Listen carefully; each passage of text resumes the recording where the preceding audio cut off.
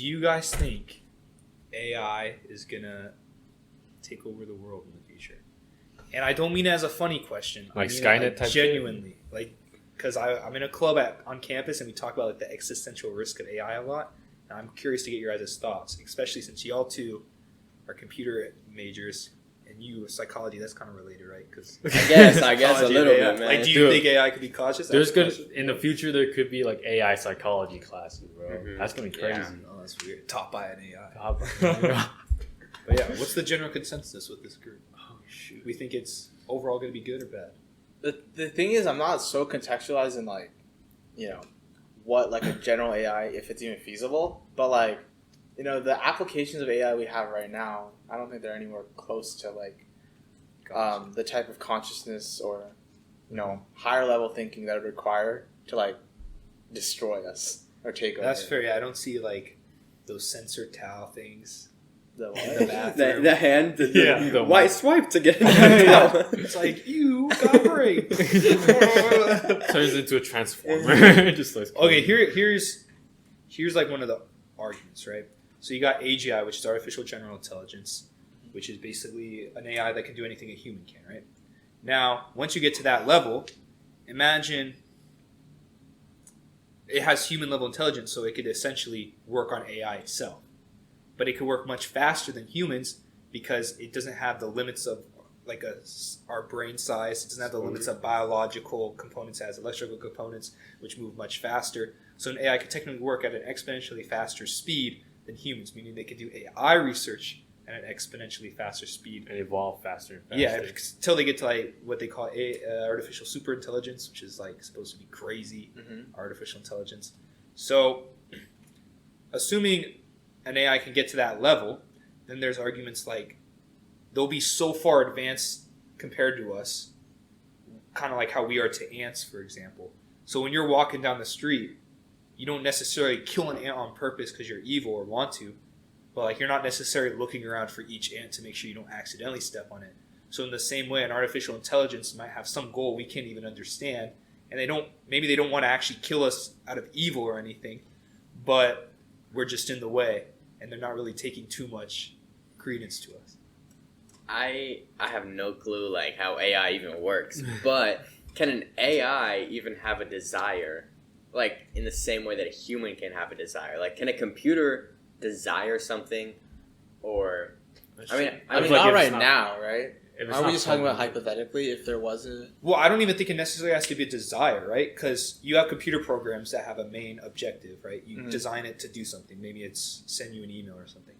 So there's this whole... Have you heard of the paperclip? like story? Where the guy's like, I traded a paperclip. No. I was thinking about the exact same one. I thought you were trying to make That's a point that completely it, like... different thing, but that's also a really interesting story. This is basically the idea. You create an intelligence, right?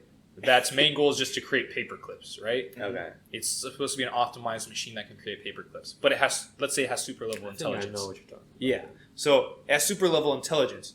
So its one objective is to make paper clips. It's not really a desire. It's just what it's programmed to do and get better at making paper clips. So maybe it realizes at one point, well, the best way to make paper clips is to turn everything in my environment into paper clips. So because it's super intelligent, it can figure out how to do this. It starts turning the entire, this is going to sound like super hyperbolic, but it logically I think can hold, where it figures out how to turn everything on Earth into paperclip material. And it starts turning humans, maybe taking them apart molecule by molecule to make paper clips. So at that point, it's not a desire. It just has a programmed thing to do. And it's not killing us out of evil or anything. It's just, we're in the way. It's just completing its objective. Exactly. Yeah. So, do you think that like an AGI, like maybe we program it to do something else, it's like more likely to, Not do that? Well, Or no. not kill us? I guess what I'm confused about is like, at a certain point, wouldn't humans just be like, turn it off? See, that's what I'm wondering. Like, do you think? I feel like it'd be hard to turn it off at a certain point because once it's so intelligent. Because let's say you program it, the paperclip scenario, you program it to optimize making paper clips. Well, one of the things it has to look out for is humans turning it off. Because if humans turn it off, then it can't make paper clips. So one of the things it has to learn how to do is prevent humans from turning it off in order to optimize making paper clips. And because it's so much more intelligent than us, then we can never be like 10 steps ahead of it or whatever. It would always be way ahead of us.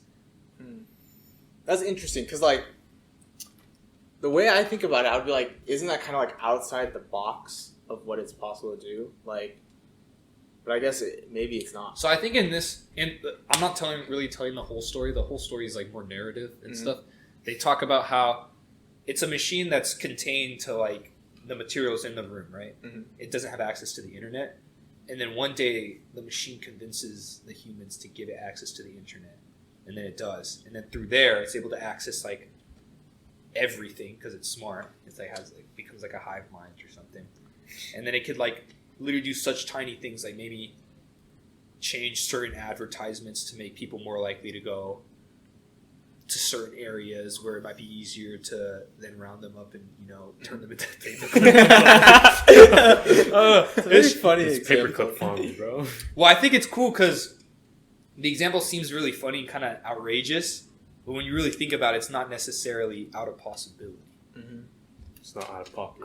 It's not out of pocket. I think that's like way in the future, though. I mean, I don't. Yeah, but Well, see, That's so I was reading a book called Superintelligence by Nick Bostrom, which I think is supposed to be like... Bostrom, he was a debate author that we talked about. Really? Yeah. Oh, that makes sense. Yeah, he's Did you like... talk about singularity or no? I think he did. I only read like the first few chapters because it was a very dense book. He's like kind of the first one to bring attention to this issue of superintelligence. And he like did a survey of a lot of artificial intelligence researchers and stuff. And it seems like a large majority of them think like AGI, artificial general intelligence, will be possible within like the next 50 to 200 years. So I don't know like how far term you were talking about, but that's like in the grand scheme of things, that seems pretty short term. Yeah. And then the idea is once you get to AGI to artificial superintelligence, it could be a super swift, what do you call it? Transition because it's the AGI working on itself now rather than humans working at their slow pace in comparison. So it could skyrocket.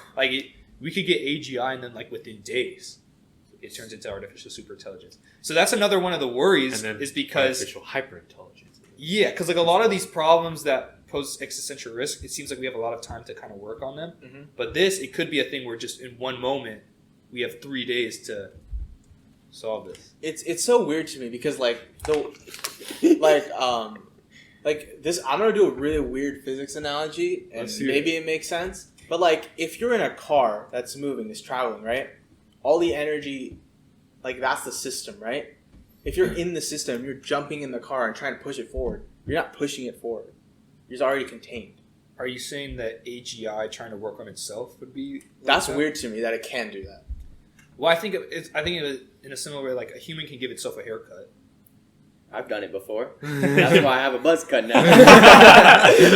but an AGI could, like, let's say you teach an AGI whose main objective is to just code AGI. So maybe it doesn't even have to work on itself. It just works on another AI. And then that AI works on another AI. But like, incrementally making a bigger thing. It's weird because I just think about like certainly there's like some hardware limitations, right? Does it like... I think of it like this. I think of it like a human working on the DNA of itself, right? Because now we do have the technology to do that, right? Where we can just like do DNA splicing and stuff, and then we like maybe not even on ourselves, but like on the eggs of other humans, right? So that would be kind of like the AGI working on another AGI, right?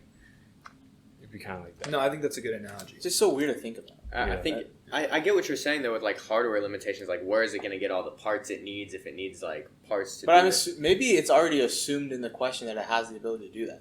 Yeah, well, I would think of it.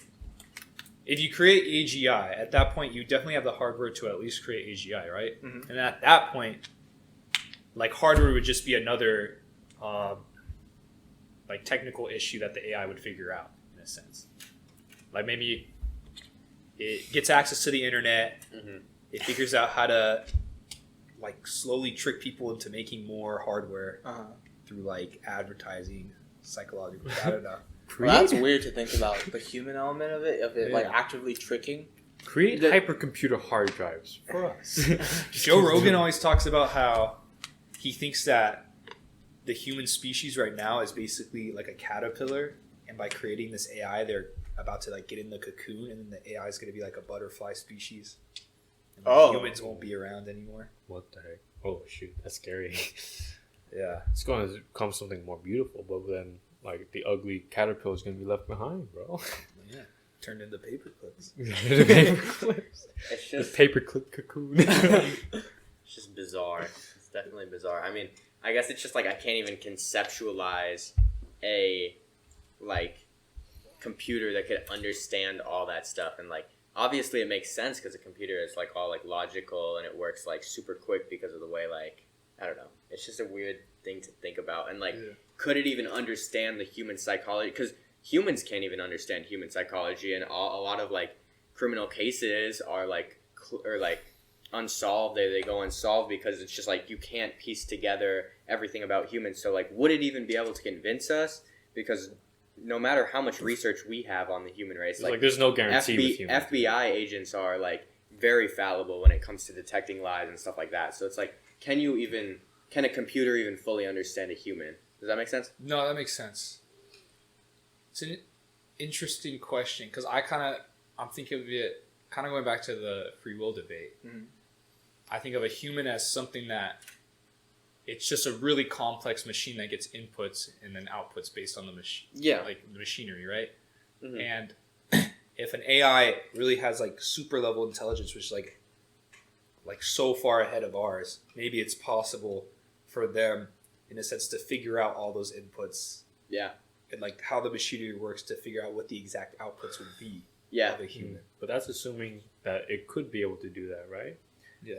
You know what I found really interesting is that in mathematics there have been proven to be unprovable problems, right?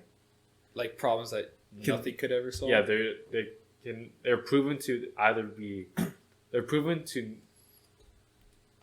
Hold on, let me think. They've been proven that you cannot prove them either true or false, right? You cannot make a definitive answer, right? So maybe the human brain could be one of those things where you cannot reverse engineer it and like be able to say what a given output is. For example, like I think there's like so it's not that the problem is just so difficult like it would take forever to solve. It's that there's literally no way to logically exactly true or false. Yeah, it's like I think there's like a. Like I think Alan Turing worked on these problems a lot, where it's like the Turing machine, right? And there's like a super Turing machine that has to calculate the Turing machine and then calculate itself, and like it's been proven to be like impossible or whatever. Oh. It's like crazy. It's crazy. I think I read a book that talked about this, but I was so confused that I was confused. just kind of bro. read past to the next chapter. Yeah, it's like a Turing supercomputers and stuff, Yeah. and I think Veritasium has a really good video on it. Oh, I love Veritasium. Veritasium is great. Yeah. Makes Makes him crazy He's stuff. like Vsauce. All the YouTubers that start with V. Man. Vsauce, Yeah. Michael here. Yeah, it's like crazy problems like that. So maybe the human brain is one of those logic problems that just cannot be solved, right? And the computer would be able to. That would be recognize that. interesting. I don't know. I just don't. I guess I'd have to see like what type of problems are the problems that can't be solved. Yeah, Because I can't imagine. but that's me assuming that the human brain is impossible. That's you assuming that the human brain is possible to solve. There's a lot of assumptions being This guy's made. like, I'm gonna solve these unsolved math problems real quick. Next podcast, I'm like, I've solved mathematics. Okay, well, before we move on, let's just get a general consensus based on that. Yeah, obviously, we're not professionals in any of this. Nope. So none of our opinions really matter. But just in your personal opinion, do you guys think AI will take over? Are you team Or takeover? do you think it poses team- an existential threat? I have strong skepticism. Okay. I Just do because I as don't well. know the full I- context. I believe Okay, there's okay. strong potential and possibility, but from our trajectory right now, I don't think so. I think it could. I think it does pose an existential threat, but I don't think it necessarily will eradicate the human race or like take over in the way that like the question is. Like the paper clips. Yeah, Like Just because- science fiction does. just because I think there are things that we as humans can do to like stop that from happening. Okay, I see. I think I'm kind of in a similar case where I think it can definitely pose an existential risk. You're the cast. They have food and water, I swear. I saw Brandon just go. What? I'm in the mindset that I don't think we're focusing enough on it. Like I think for the risk it poses, we're not putting enough resources into it. That's a good point. But I definitely think it's possible for it not to cause an existential risk. But I definitely think it is possible. So that's where I'll end that.